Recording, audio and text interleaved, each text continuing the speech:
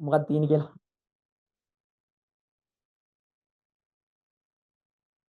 ඔන්න ගෘහ විද්‍යුත් පරිපත් තමයි අහන්නේ. මේක මුලින්ම මම විස්තර කරලා දීලා ඉන්නම්කෝ බලන්නකෝ. දැන් පුතා ඔය විදුලි බලාගාරවලදී නිපදන විදුලිය. ඔය විදුලි බලාගාර ඇතුලේ පුතා අධිකර පරිණාමකයක් දාලා ඒ වගේ විභවය වැඩි කරනවා. දැන් සාමාන්‍ය විදුලියේ විභවය වැඩි කරනවා පුතා එක්කෝ 1,32,000ට වෝල්ට් නම් එහෙම නැත්නම් 132යි කිලෝ වෝල්ට්. එහෙම නැත්නම් 2,20,000 දක්වා වැඩි කරනවා. හරි.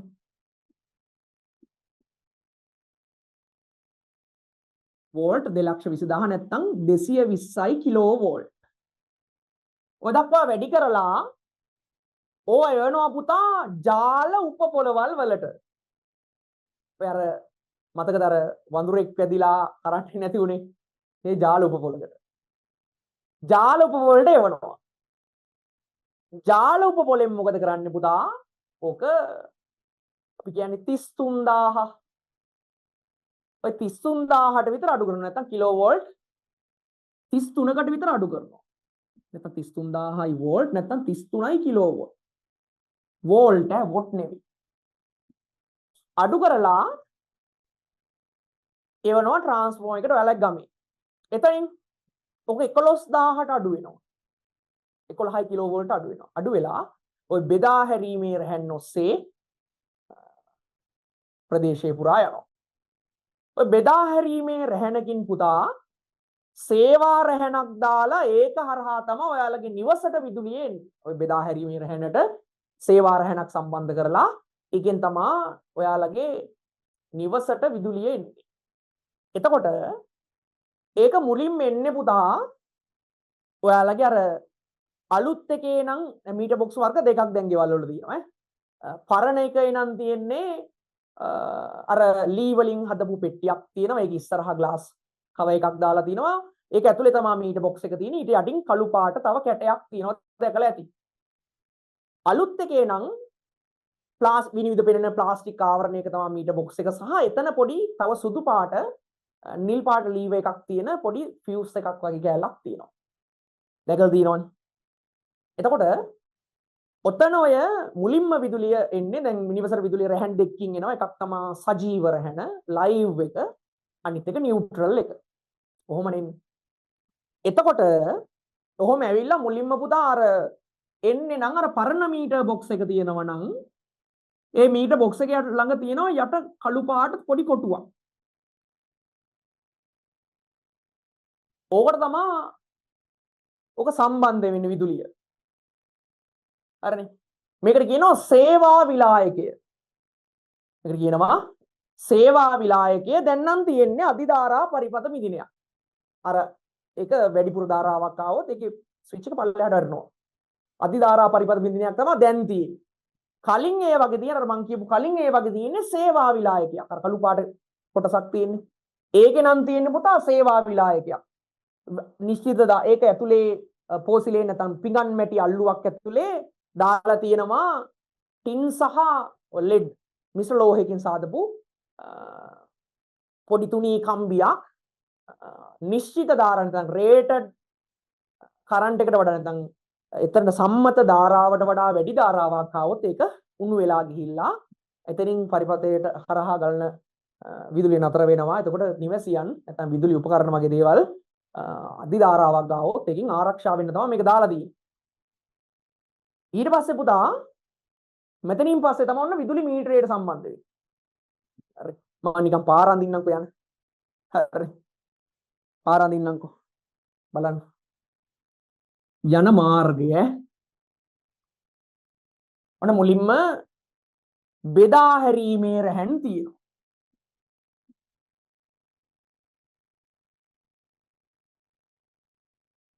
බෙදා හැරීමේ රැහැනෙන් පුතා කොහෙට දෙන්නේ මම මේක විස්තර කරලා දෙන්න මට උත්තර ආවේ නෑ.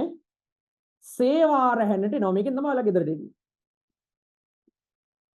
ඔයාලා ගෙදරට එන්නේ 230 වෝල්ට් විභවයක් තියෙන 50 හර්ට්ස් වගේ සංඛ්‍යාතයක් තියෙන විදුලියක් තමයි. ප්‍රත්‍යාවර්ත විදුලියක්. සේවා රැහැනෙන් ඕකේනවා අධිධාරා අලුත් ඒ වගේ නම් මේක තියෙන්නේ අධිධාරා පරිපත විදුලියක් ඈ. අධිධාරා පරිපත බින්දිනය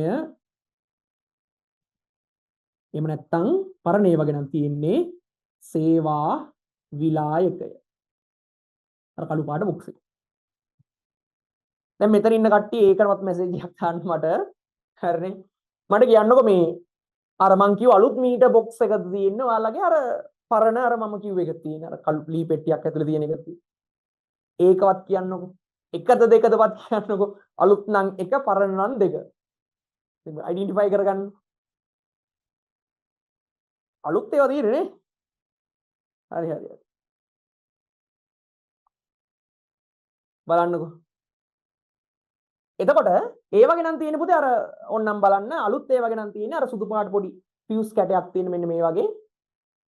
ඒක පොඩි නිල් පාට සෝරි ඕ නිල් පාට ස්විච් එකක් තියෙනවා. ඒක උඩයට දාන්න පුළුවන්. අපිට දාන්න බෑ. කොට ඔන්න ඔෆ් වෙන්න තියෙන්නේ. හරි. අධිධාරා පරිපත විදිහට නැත්නම් සේවා විලායකට තමයි.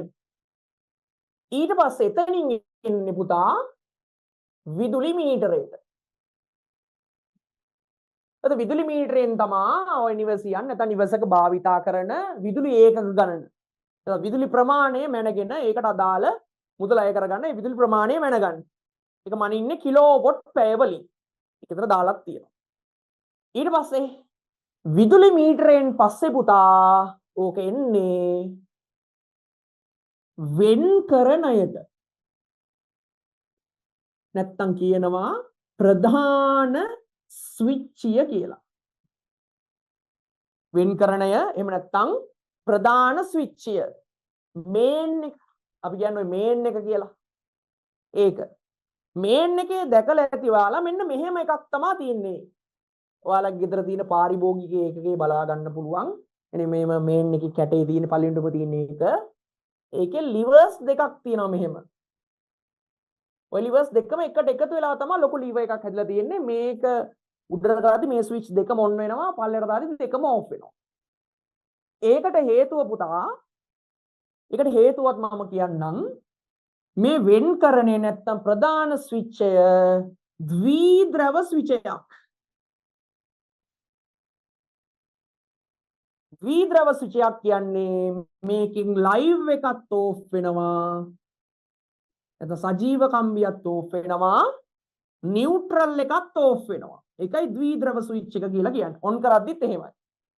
ලයිව් එකයි දෙකම ඔන් ඕෆ් කරන්න පුළුවන්. නැත්නම් සංවෘත විවෘත කරන්න පුළුවන්. ඒකයි ද්විද්‍රව ස්විච් එකක් කියලා කියන්නේ.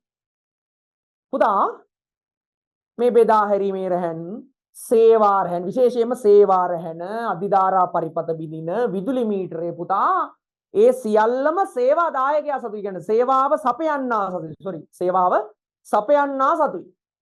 කියන්නේ ලංකා විදුලි බල මණ්ඩලය තමයි මේවා මේ ඔක්කොම එයාලා සතු දීපල. සේවා රැහැන අධිධාරා පරිපත බිඳිනය සහ හෝ සේවා විලායකය විදුලි මීටරය ඒ ඔක්කොම සේවාව සපයන සර්විස් ප්‍රොවයිඩර් සතු දේවල්. එතකොට සාමාන්‍යයෙන් ලංකා විදුලි බල මණ්ඩලයේ සතු දේවල් තමයි මේවා සම්බන්ධ මොනවා හරි නඩත්තු කටයුත්තක් ආවොත් ඔයාලා ඒක කරන්න යන්නේ නැහැ. හරිනේ ඒක නීති විරෝධී. ඒකට අදාළ සේවාව සපයන්නා දැනුවත් කරලා ඒ හරහා වැඩ ටික සිද්ධ කරගන්න ඕනේ. මේ විදුලි මීටරේ එහෙමත් අපිට අයිති නෑ ඕක ඕනේ විදිහට අරින්න වහන්න ඒව වෙනස් කරන්න යන්න බෑ. ගින් තහනම්. වෙන්කරණයේ ඉඳලා තියෙන ඔක්කොම අපිට අයිති. ඒවා පාරිභෝගිකයා සතුයි. ඒ ඔයාලා සතුයි. වෙන්කරණය කියන්නේ මේන් ස්විච් එක. මේක ද්විද්‍රව ස්විච් එකක්. ඒ කියන්නේ ලයිව් එකත් ඕෆ් වෙනවා, නියුට්‍රල් එකත් ඕෆ් වෙනවා. ඊළඟට ඕකින් එන්නේ මොකක්ද? ඊළඟට එනවා පුතා ශේෂ ධාරා පෙන්නුම් ස්විචය. ශේෂ ධාරා පරිපත බිඳිනය එහෙමත් දාන්නකෝ.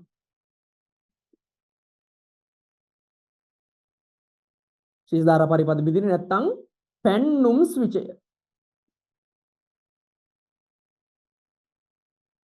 පෙන්නුම් ස්විචය කියලා කියන්නේ පුතා ට්‍රිප් ස්විච් එක.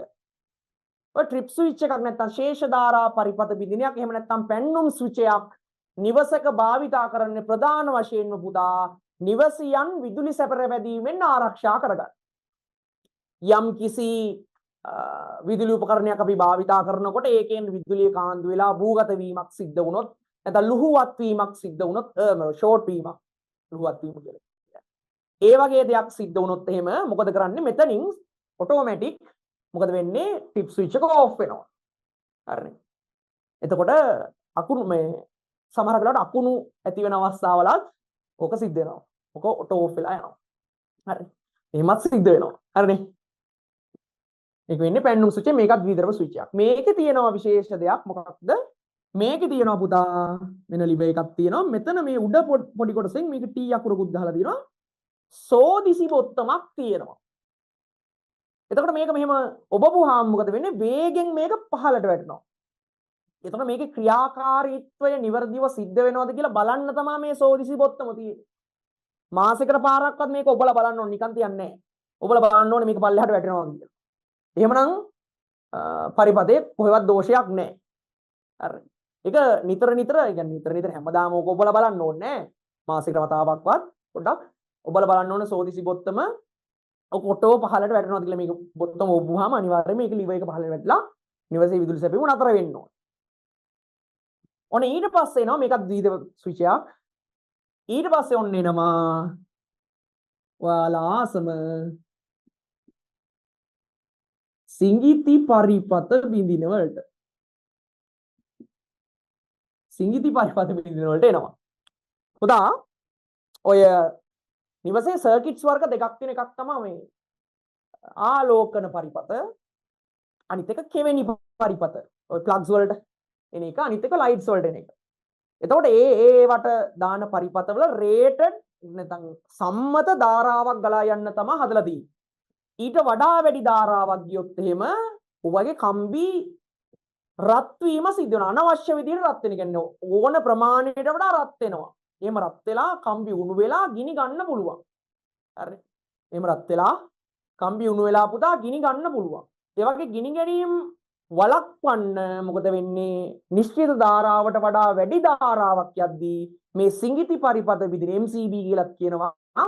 සිඟිති පරිපත බිඳින මගින් ඒ පරිපතේ ඒ කොටසේ ගලන ධාරාව නතර කරලා දානවා. ඒ කොටස විතරයි මුළු ගෙදරම නතර වෙන්නේ නැහැ. මුළු ගෙදරම විදුලිය නතර වෙන්නේ නැහැ. ඒ පරිපතේ ඒ කොටසින් බාලනය කරන එකේ විදුලිය නතර වෙනවා. ආයෝන් කරන්න ඕනේ එතකොට.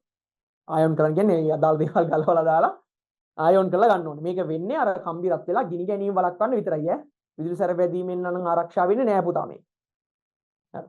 විදුලි සැර වැදීමෙන් ආරක්ෂා වෙන්නේ නැහැ.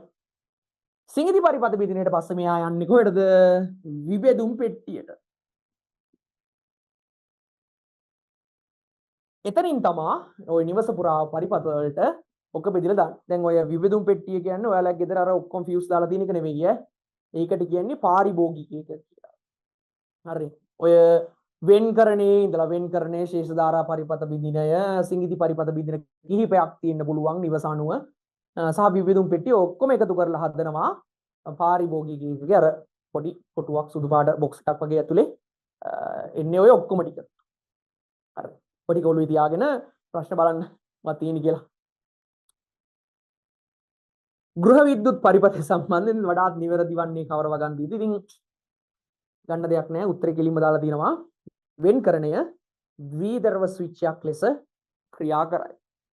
මේ මම කිව්වේ වෙන්කරණය අනිවාර්යයෙන්ම ද්විධර්ව ස්විච් එකක්. අනිත් ඒවත් පොඩ්ඩක් බලමු. අධිධාරා පරිපත බිඳිනේහි සෝදිසි බොත්තමක් සම්බන්ධ කරලා අධිධාරා පරිපත බිඳිනේ තියෙන්නේ පුතා මේ මීටර් බොක්ස් එකක් පහලින් මුලින් මෙන්නේ ඒකට. ඒකේ සෝදිසි බොත්තමක් නෑ. ඒවා අපිට අයිතිත් නෑ. හරිද?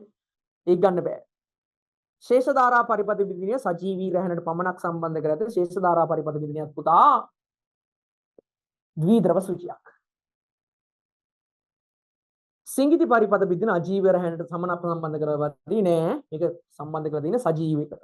අජීව කියලා මෙතන එහෙම එකක් නෑ. උදාසීන කියලා තියෙන්නේ. හරිනේ. 38 අපෝ පහසු